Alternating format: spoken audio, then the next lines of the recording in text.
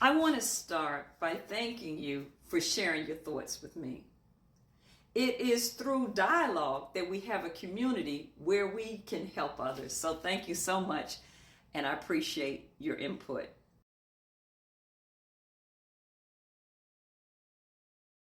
In your post, you mentioned class actions. Well, hey, that's certainly something I know about. A class action is when similar complaints are lodged against the same company or organization. Now, everyone joins the suit rather than file separately, individually. They unite. And it is used when many people, a lot of people, have been harmed by the same thing. It could be an employment policy. It could be anything. We're talking about employment in this form here. Now, with regard to class actions, I say do your own research and please make sure you get the right lawyer. I'm telling you, I once spent from 1998 to 2008 in such a lawsuit. Now, it didn't go as planned. I admit it didn't go as planned, but this wasn't because it lacked merit. No. Unfortunately, the attorney made a procedural error. Now, although myself and Janet Howard et al., Janet Howard, Joyce Megison, and I weren't able to move forward as a class, we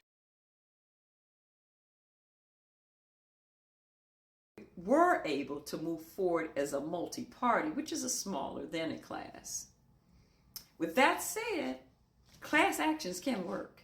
My colleague and friend, dear friend, and civil rights chair of the Coalition for Change, Inc., she actually was the lead class agent in the class action against the Social Security Administration.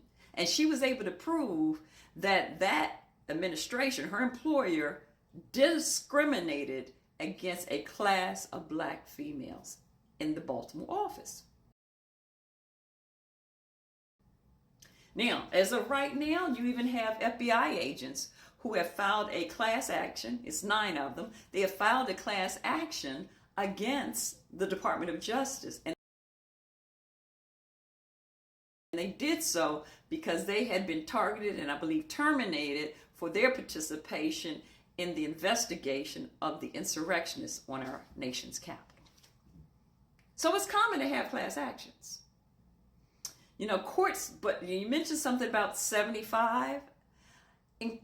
Right now, the courts and the Federal Rules of Civil Procedure, Rule 23, I believe, I'll post, the courts haven't really said how many have to be a part of the class and what the threshold is. So I won't say it's definitely not 75. However, there is a criterion called numerosity that you have to meet when you do a class. There's 4 different criterions you have to meet.